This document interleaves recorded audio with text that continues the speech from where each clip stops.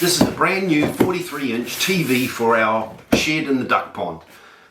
This is our entertainment. After a hard day shooting, we head back into the shed, fire up the barbie, cook a big feed, have a few beers, talk about the day and watch some entertainment. This is what this TV is for. Unfortunately, the last TV we had in there, we broke because they're quite fragile nowadays. So we broke the last TV, so my goal with this TV is to build a frame and a box for it to help protect it. And as well, we got to make it bulletproof. Voila! Look at that!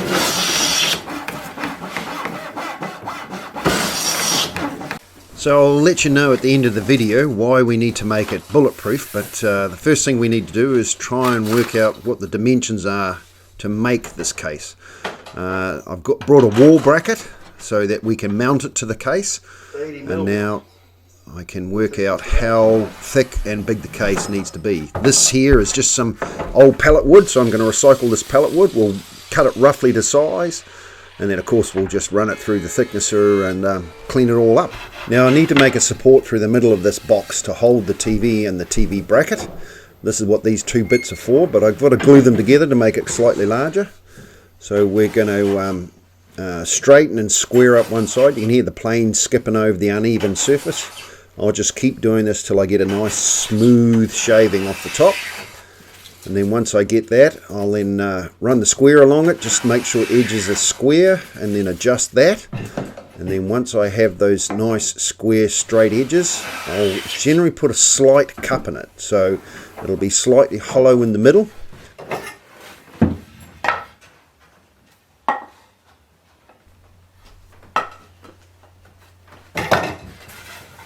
And this is what I'm looking for here. There'll be a slight gap of light through the middle of that board. And now we can glue them together. And if I've done it right, if it's all square straight with a slight cupping, I won't need a lot of pressure on these clamps to get the joint to squeeze together nice and cleanly and without moving. And as you can see, it's looking pretty good.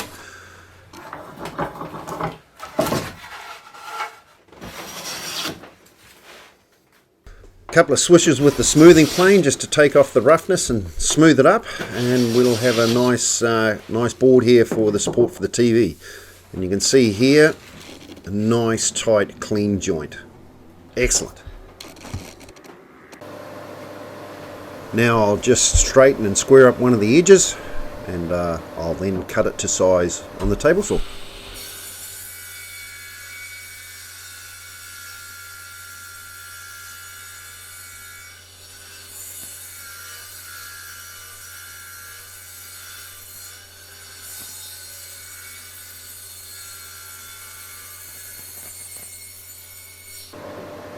We'll then clean up this cut with a few more strokes with the plane.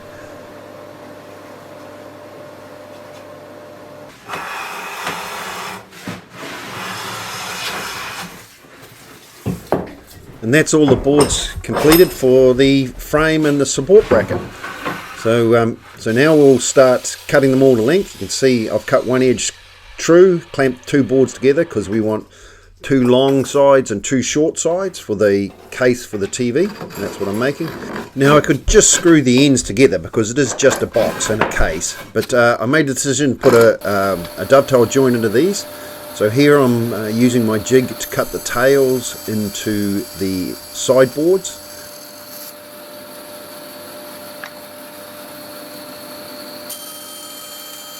I'll then adjust the fence and we'll cut the shoulders off on each side of these boards. And now we've got a nice little tail on the end. Next stage is I want to cut the pin. This is a little trick I learned off YouTube where you run some masking tape on.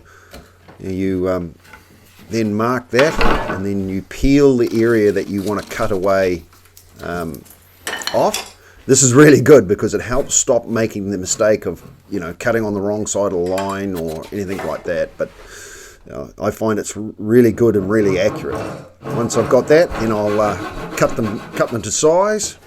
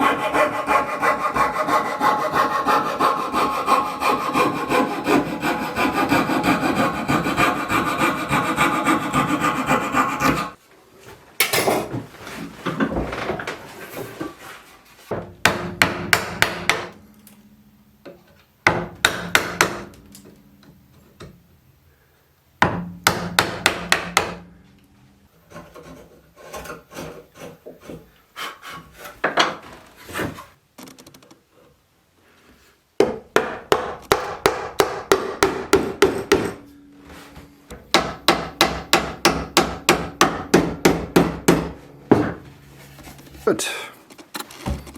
Once I've got all the dovetail joints cut, I made the decision as well to add more strength and add screws to it. So through the pins and the tail I'll put screws which will lock this box nicely together and make it nice and strong.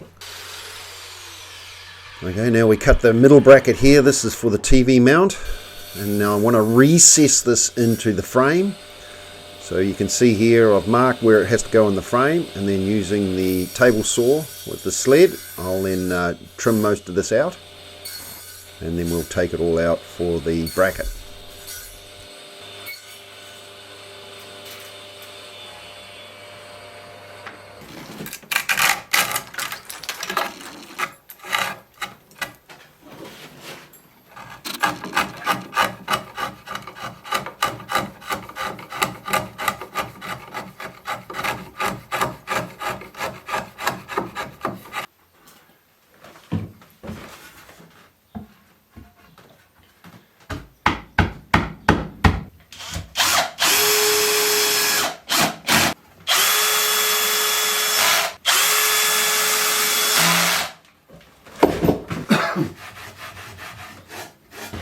Once it's all glued up and screwed together, we can then have a quick check on square. You can see I'll make a slight adjustment, just rack the box because it's slightly out, and then we'll just recheck the measurement. 1321, bang on, cool. Once I'm happy with that, we can then glue in the backboard. Same process, tap this in with a bit of glue, and then we'll run some screws in it to give it some strength. So now we've got the frame done, the next thing is we want to put some front and back on it. So I've got a bit of 7mm ply here. We'll line that up, put some marks on it, and then I'll hand cut it to size. It'll be fractionally over by a couple of mil, so it'll sit out on the edge a little bit more, but then we'll tidy that up later.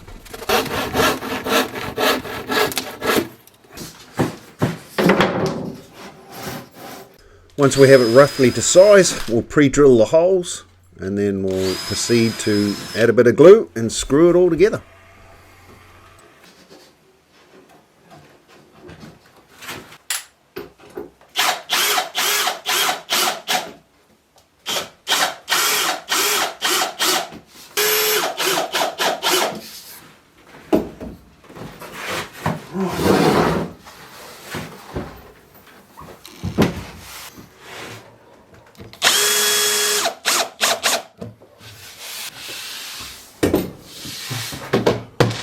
We made a box. Next thing to do is we'll just tidy up those edges. It's relatively easy with the hand plane. We'll just keep working them down till they're flush with the main box, and then using the little block plane we'll clean up the end grain on the joints.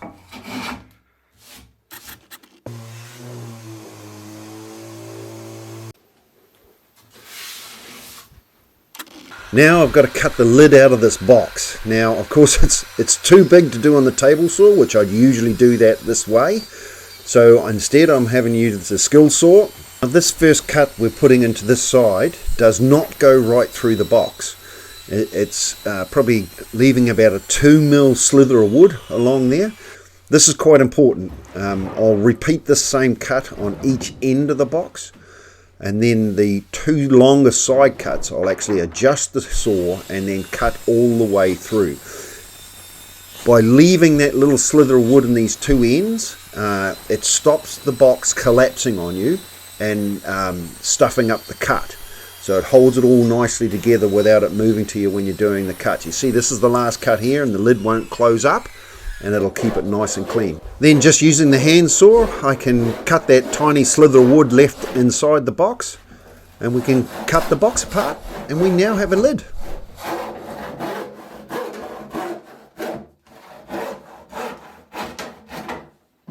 Just like that.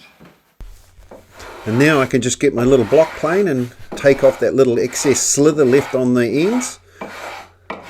And then as well, I had to try and figure out a way of sanding this edge smooth, just to take the saw cuts out of it. And I figured this by using my straight edge here and double-siding taping some sandpaper on, I'm able to sand the edges off while the box remaining nice and flat. Now if I can do this right, it means that when I've done this to the base and the lid, when I put them together, it should leave a nice seam without any humps or hollows in it. See if that works. Oh, nice. Yeah, happy with that. Time to put the hinges in now. This is another process I quite enjoy because it's a lot of hand tool use. So once I've marked the lines out, I'll then just take the chisel and cut the outside edge, redefine the outside edge. Once that outside edge has been redefined, I'll then start working the rest of the chips out and working down to the bottom line. Now a lot of people use a router on this, and yeah, no, a router can be nice and quick and leave a lovely joint, but just by using the hand tools and getting a bit of experience in it, you can do it very easily with these tools and just as accurate as using the router. And if I've done it all right, we should have a nice tight fit with the hinge. Now I've measured the thickness of the hinge, and each hinge pocket that I cut is half that distance of that thickness I measured. So this will be half the thickness of the hinge. There you go. Nice snug fit, nice and flat. And as you can see, we just keep repeating the same process, but this time onto the lid.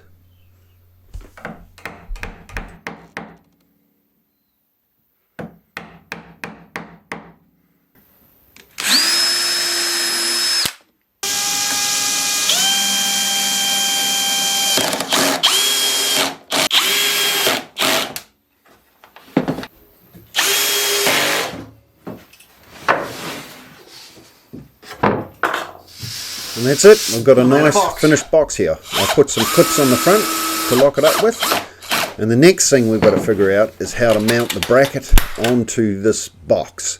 Now you can see the bracket here, it's only got 2 mounting points for when you're mounting it on the wall. I didn't like that. I wanted it to be stronger. So I'm going to drill out 4 holes for 4 mounting bolts.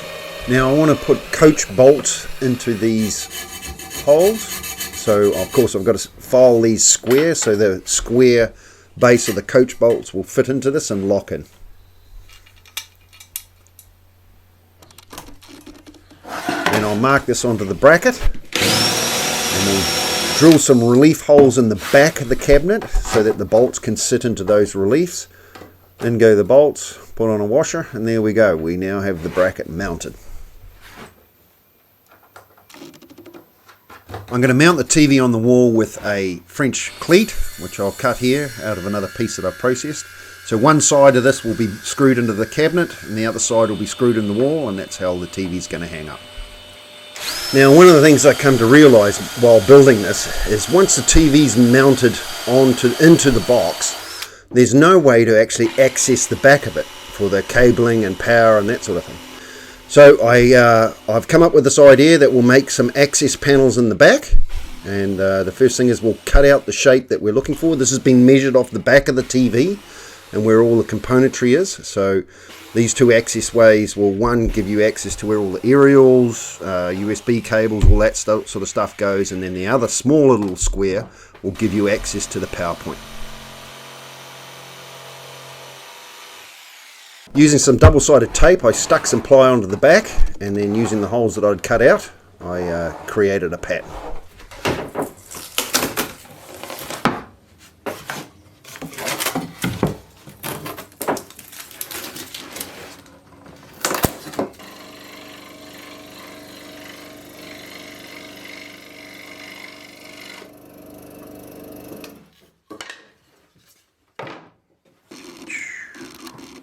Now I've got to make a recess on the inside of the cabinet for the little door to sit onto.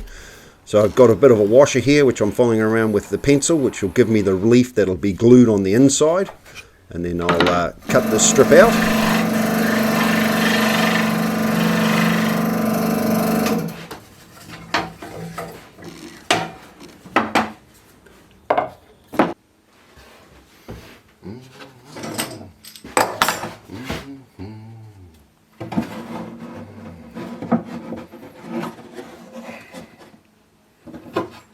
So with a bit of glue added, you can see we'll glue this strip into the inside of the box, and this of course will support our little trapdoor.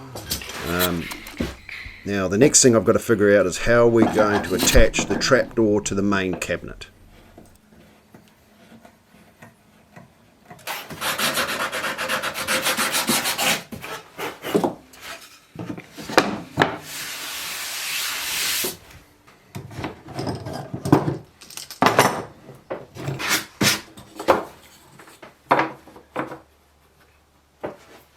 I quickly drilled a couple of holes through the trapdoors. This is so that you're able to get your finger through them and lift them out easily. My solution for the fixing of the trapdoors is to use magnets. And here you can see I'm drilling a small relief hole, just checking the depth to make sure it's as deep as the magnet is. And then we'll add a little bit of super glue into the hole, and then we'll tap the magnet into it. Now the important thing to remember here when using magnets as shutters or to hold stuff is to get their polarity right. Make sure you can see this magnet will flip up in a minute, there it goes, and then they'll link together. Now if you get that polarity wrong on the other section you're going to put together, instead of the door locking together, it'll actually push apart. Don't ask me how I know this, because if you do that you then have to dig that battery out and flip it around. So better to make sure. You can see on here I've actually marked with a vivid the black areas, and I know the black areas have to go into the door.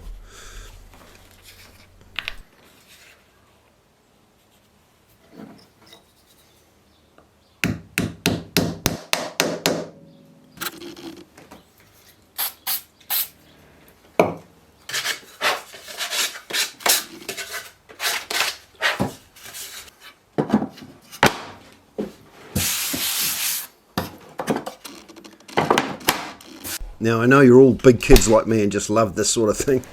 I just love how these magnets flick together.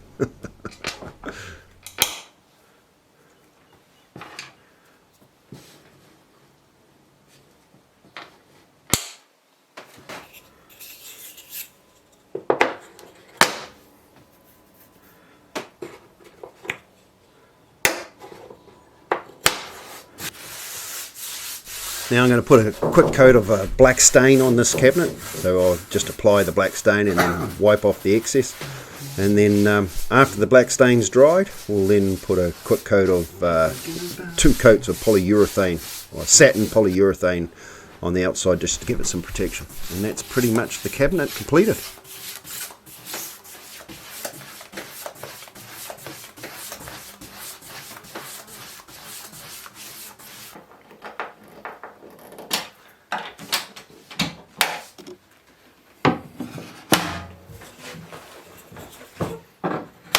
This is the other thing that I've had to figure out too. I've super glued these coach screws into the bracket so that when the bracket goes on the TV I can align it with the holes and put them through the holes, because once the TV's there I can't actually get behind it.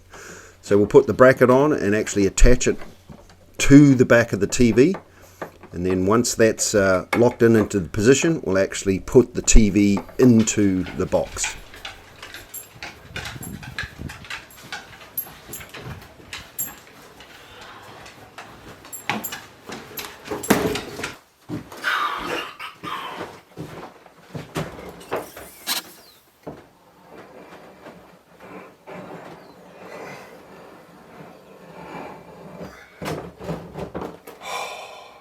Sigh of relief.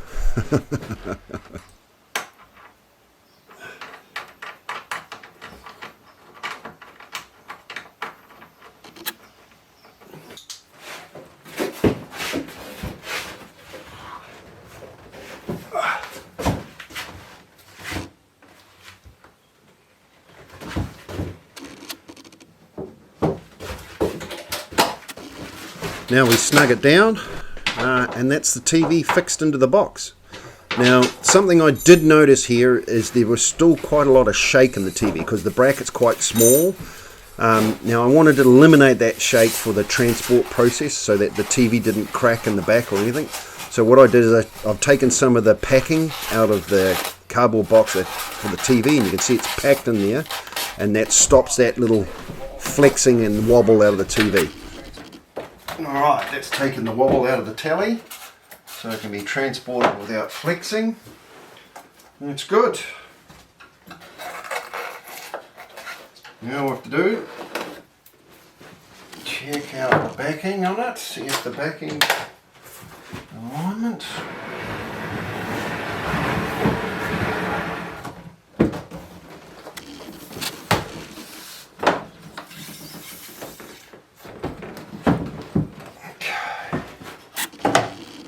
Yeah, cool.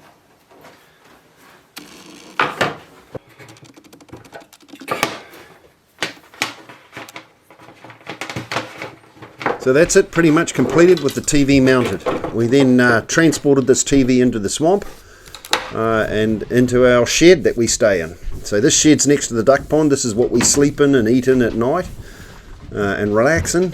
So we bring the TV out. Yep. Remove the covers and get the cabling in. Whoops. Whoops. Is that supposed Was to that happen? important? Oh, the aerial. Pass it to me. Hold on. I've got to find it. I'm going to go over that, round that, through that. This is back to that whole joke, eh?